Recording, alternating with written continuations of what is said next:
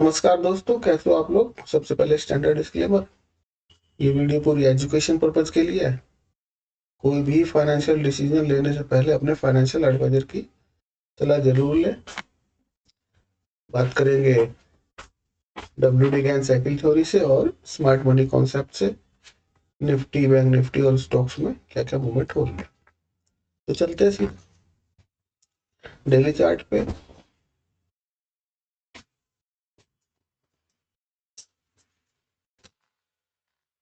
ये निफ्टी का daily chart है और हमारी टाइमलाइन जो स्टार्ट हुई मंडे को 16 दिसंबर को, वो बेरिश थी और उसने बेरिश मूवमेंट ही फॉलो किया।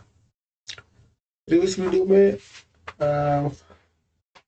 बोला था कि मंडे की कैंडल को नोट कर लेना, हाई लो को, और जिस तरह प्राइस मूवमेंट है उस तरफ जाने की कोशिश करना, क्योंकि यहाँ पर जो है ज्यादातर मूवमेंट जो है बड़ी फास्ट मिलती है। 2-3 दिन में ही, 4 दिन में काम खत्म हो जाता है उस टाइम लाइन का ज्यादातर।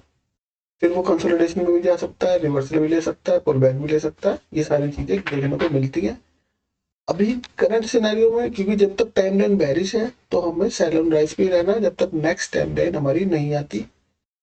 ठीक है ना। लेकिन ये हमारी सबसे छोटी टाइम साइकिल है। एक हमारी क्वार्टरली टाइम साइकिल आ रही है कल। कल सॉरी, कहने का मतलब मंडे को।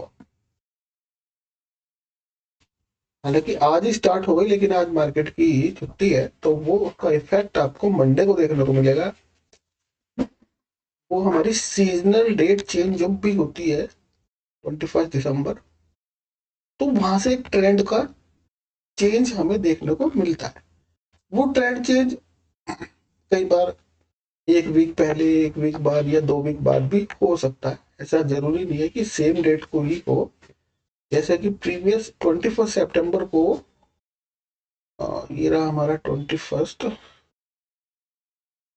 सितंबर 20 और ये 23, यानी कि ये वाली रेंज जो है जहां मैं मार्किंग कर रहा हूँ, यहाँ पर सीजनल डेट चेंज हमारी आई। तो हमको वेट क्या करना होता है कि उसके अंदर जिस भी कैंडल ने वो डेट हमारी थी, सीजनल डेट चेंज 21 सितंबर, तो 23 को मार्केट खुला, तो इसी कैंडल को आप क्या कर लो, नोट कर लो। और इसके ऊपर रहेगा बुलिश, इसके नीचे जाएगा बैरिश। इसको कैसे ट्रेड करना है वो आप प्रीवियस जाके चेक करना कि उसको हम कैसे ट्रेड कर सकते हैं। अब मान लेते हैं कि ये वाली इसने यहाँ पर क्लोजिंग ऊपर दे दी 25 सितंबर को। ठीक है ना। तो हम बुलिश जाएंगे। बुलिश में ही उसने कहाँ से हमें कितना पॉइंट दिया, 25,000, 26,000 से 250 पॉइंट उसने दिया। तो 250 पॉइंट सफिशियंट है एक दिन में, उसको लेके फिर वेट करना चाहिए क्या ये और ऊपर ही जा रहा है, लेकिन नहीं। अब उसने आके नीचे क्लोजिंग दे दी, तो यहाँ पर हमारे बेरिश ट्रेड बन जाएंगे। तो इन टाइमलाइंस को, इन सीजनल डेट चेंज को ऐसे ही ट्रेड किया जाता है। अब हमारी जो रिसेंट अभी आ रही है वो हमारी मंडे को स्टार्ट हो गई होगी मतलब। और वहां पे आप देखना कि बहुत फास्ट मूवमेंट आपको देखने को मिल सकता है। ठीक है ना। हालांकि मैंने ये 20 दिसंबर कल ही अपडेट कर दिया था कि हम यहाँ से एक स्विंग बॉटम की वो देख रहे हैं पॉसिबिलिटी कि ये हमारा स्विंग बॉटम हो सकता है। ठीक है ना। बाकी एक आध दिन और वेट करेंगे, क्या इसके नीचे जा रहा है और नहीं जा रहा और इसके ऊपर जा रहा है, तो ये अगर निकलेगा तो गैप अप करता हुआ निकलना चाहिए। इसको देखते हैं क्या मंडे को क्या पॉसिबिलिटी बनती है, क्या इसके नीचे जा रहा है। हालांकि इसको थोड़ा सा और नीचे आना था, इसको आना था प्राइस को, मैं इसका वेट ही कर रहा था। 23,263 पे इसको आना चाहिए था, तो यहाँ पे आता तो अच्छा रहता है। बल्कि और थोड़ा नीचे, मतलब इस रेंज में यहाँ पे इसकी डिमांड पड़ी हुई थी 400 के आसपास पकड़ लो, और ये 300 से 400 के बीच में इसकी डिमांड बनी हुई थी अच्छी खासी। और यहाँ पे आता तो डेफिनेटली बाय करके हम जाते, लेकिन अभी भी हम हेज में कुछ पोजीशंस ऐड करके गए हैं। तो जैसे अभी मान लेते हैं कि हमें लगता है या आपको लगता है कि यहाँ से मार्केट बुलिश हो सकता है और वो पकड़ में नहीं आएगा आप लोगों के या किसी के कि हम इसको कैसे पकड़ सकते हैं, तो हम उसमें बुल स्प्रेड इस तरह से कोई स्ट्रेटजी बना के ले जा सकते हैं कि जिससे कि हमारा अगर नीचे भी जाए मार्केट तो लॉस कम हो और ऊपर जाए तो हमारे को प्रॉफिट ही होने वाला है। चलो वो खैर मैं पोजिशन बाद में दिखा दूंगा आपको।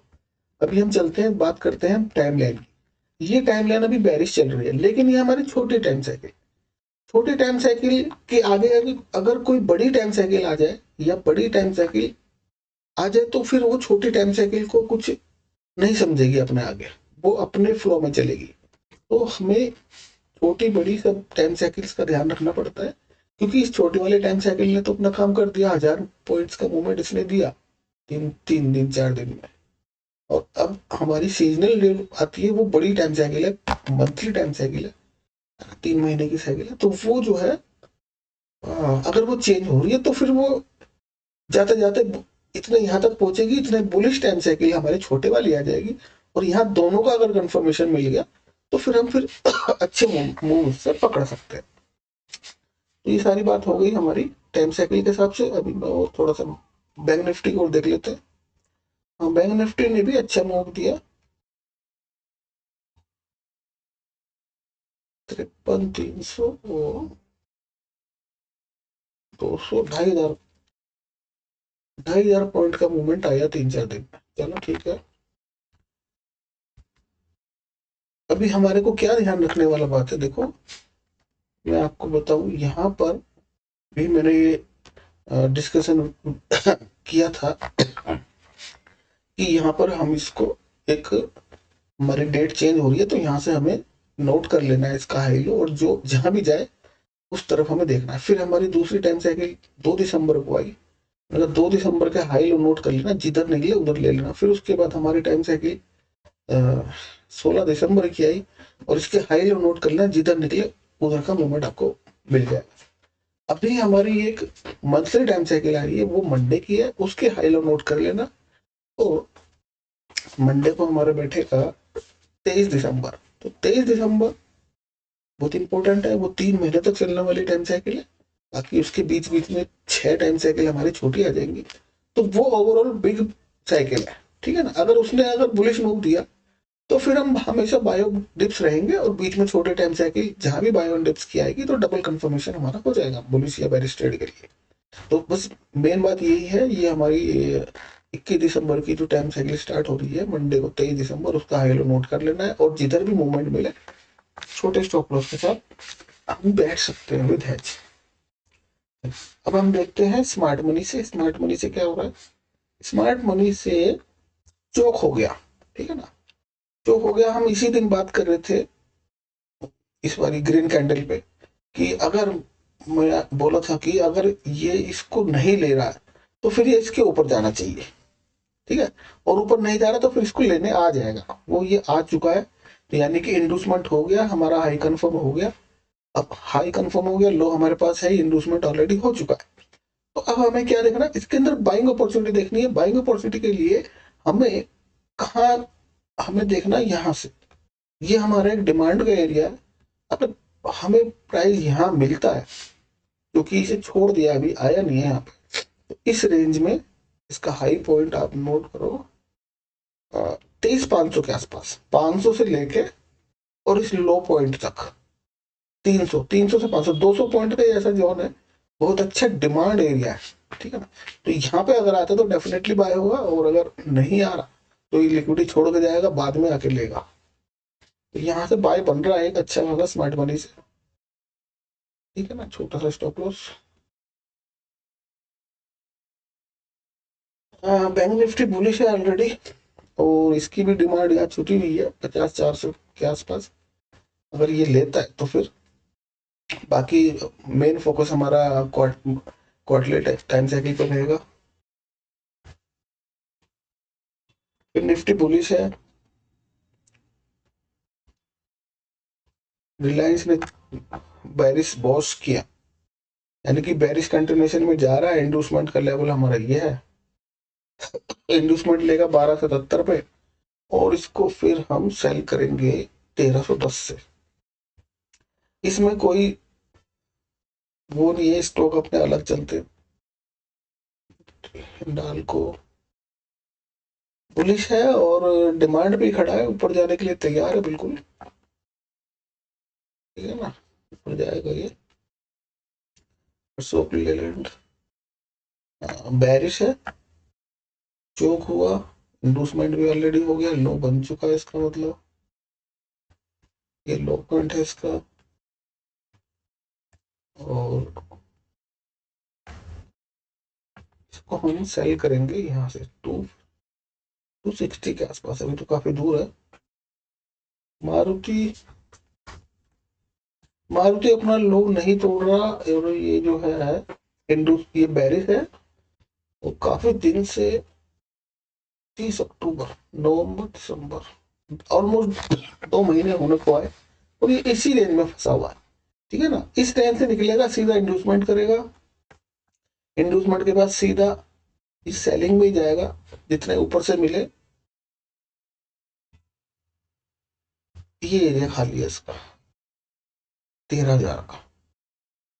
ठीक है ना, जब यहाँ आएगा ये 12,200, तो 13,000 भी पहुंच जाएगा। इस एरिया में सेल करने के लिए इसके तैयार है ये।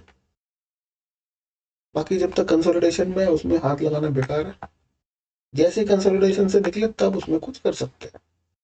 कोटक महिंद्रा बैरिस है, और इसको यहाँ से सेल करना है हमको 1900 के आसपास से।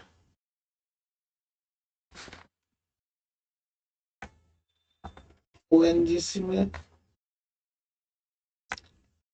ओएनजीसी बुलिश है, और बस ये आ रहा है, ये यहाँ मिलेगा ना आपको 227 और 232, ये दो जोन इसके बाइंग जोन है। ये वाला जोन तो इसने काफी दिनों बाद ब्रीच किया, तो अब ये नीचे जा रहा है। फार्मा फार्मा बुलिश है, और ये भी कंसोलिडेशन में ही जा रहा है कई दिनों से। आना तो चाहिए इसको, यहाँ मिलेगा तो बाय करना है इसको 1600, और मोटा मोटा 1480, 1580। एयरटेल ये डेली चार्ट के हिसाब से है तो लंबे टाइम लगता है, और लंबे टारगेट इसमें मिलते हैं। पहले मैं छोटे टाइम फ्रेम पे लगाता था, उसमें बहुत वॉलेटिलिटी रहती है, उसमें कंफ्यूजन रहता है कि, क्योंकि वो स्विंग ट्रेड होता है 2-3 दिन का, उसमें कभी कभी बेरिश होगा, कभी बुलिश होगा। इसके अंदर इतना नहीं है, इसमें पिक्चर आपको बड़ी टाइम फ्रेम की मिलेगी, लंबी टाइम फ्रेम की मिलेगी, तो उसमें देखने में अच्छा रहता है। ये बुलिश है, और यहाँ मिलेगा तो अगेन बाय कर सकते हैं इस लेवल पे 1550 के आसपास। बाकी एक्सट्रीम लेवल इसका 1340 है। एक्सिस बैंक ने कितने पॉइंट दिए होंगे, 1122 से, और 1200, 70-80 पॉइंट मिले, लेकिन अभी अगेन इसने बैरिश चोक कर दिया। ठीक है, तो ये तो हमारा हट गया, इसमें तो हमारे स्टॉप लॉस जीरो हो गए, क्योंकि स्विंग को क्रॉस कर लिया तो स्टॉप लॉस जीरो हो जाते हैं, और क्या पता कोई प्रॉफिट भी बुक करके ले गया होगा। ये सारी पेपर ट्रेडिंग होती है पहली बात, तो हम लगा के रखते हैं कि कौन सा स्टॉक क्या दे रहा है। अब इसने बेरिश चोक किया है, तो इसका एंडोर्समेंट का लेवल हमारा ये आ गया 1155 के आसपास, और हाई अभी तक वही रहेगा। ठीक है ना, इसको सेल ऑन राइज के मोड में डालना, पहले बाय ऑन डिप्स था, अब ये सेल ऑन राइज पे हो जाएगा, तो इसको अगेन सेल हम इसी रेंज से करेंगे अगर मिलता है तो।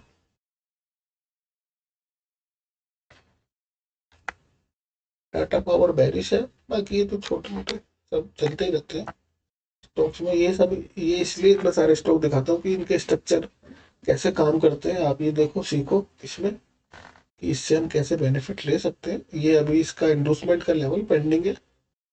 ठीक है ना, और अभी अगर ये इस लो को ब्रीच करता है प्रीवियस, तो इसका इंडोर्समेंट चेंज हो जाएगा, यहाँ से यहाँ पे आ जाएगा। ठीक है, तो सारी बातें हो गई, मिलते हैं फिर नेक्स्ट वीडियो में। थैंक यू दोस्तों।